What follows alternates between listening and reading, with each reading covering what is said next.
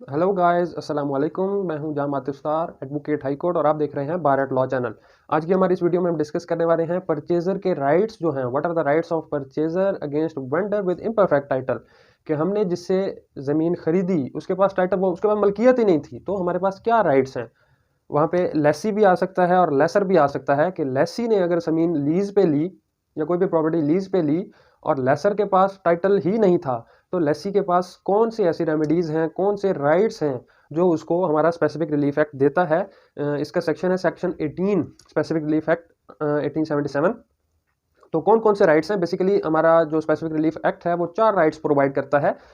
सबसे पहला पहला राइट, आप मैं सिंपली खरीदार और बेचने वाले की जो है वो इन टर्म्स को मद्देनजर रखते हुए आपको समझाऊंगा कि खरीदार ने अगर बेचने वाले से कोई प्रॉपर्टी खरीदी है और खरीदने के बाद पता चलता है कि उसके तो नाम पे वो थी ही नहीं प्रॉपर्टी, और हमारे कॉन्ट्रैक्ट के बाद उसने किसी उससे खरीद लिया प्रॉपर्टी जिसकी भी थी, वो बाद में मालिक बना है।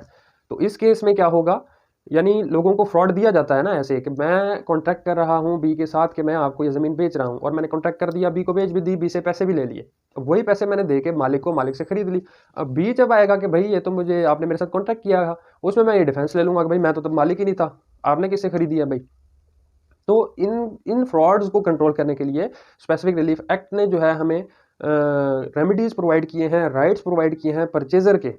तो इस केस में क्या होगा कि जब परचेजर ने मुझसे ज़मीन खरीदी, किसी भी परचेजर ने, तो मैं तब मालिक नहीं था, मैं बाद में मालिक बन गया हूँ, तो परचेजर के पास राइट है कि वो मुझसे जो मैंने बाद में ज़मीन का टाइटलशिप जो है वो गेन की है, वो उसके बेस पे मुझे कहे कि चलें जी अब टाइटल मुझे ट्रांसफ़र करें। ये उसका पहला राइट हो गया कि अगर जो वेंडर है उसने subsequent to the contract titleship gain की है, टाइटलशिप ले ली है, तो परचेजर जो है, पहले मेरा इम्परफेक्ट टाइटल था, बाद में मैंने उससे खरीद लिया, तो परचेजर जो है वो मुझसे स्पेसिफिक परफॉर्मेंस जो है वो करवा सकता है थ्रू कोर्ट कि मैं उसको टाइटल ट्रांसफ़र करूं जिससे मैंने पैसे लिए हैं ज़मीन बेचने के लिए।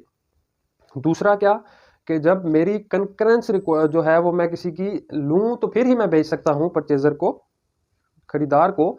तो परचेजर जो है वो कोर्ट के थ्रू मुझे कंपेल कर सकता है कि मैं उन लोगों की जो है वो इत्तेफाक राय लूं और उनकी मर्जी लूं। जैसे ज़्यादा सारे ओनर होते हैं किसी प्रॉपर्टी के, तो बाकियों की भी मर्जी शामिल होना लाजमी है, तो वो मुझे कंपेल करवाएगा थ्रू कोर्ट के बाकियों की मैं मर्जी के साथ टाइटल उसको ट्रांसफ़र करवाऊं। तीसरी कौन सी है, तीसरा राइट कौन सा है परचेजर के पास, कि मैंने उसको शो किया भाई प्रॉपर्टी पे किसी किस्म की कोई लीज नहीं है, कोई मॉर्गेज नहीं है, कुछ भी नहीं है, और आप मुझसे परचेज कर लो। लेकिन बाद में क्या सामने आता है कि प्रॉपर्टी तो मॉर्गेज है, और मैं ही ऐसा शख्स हूँ जो मॉर्गेज जो है वो रिडीम करवा सकता हूँ।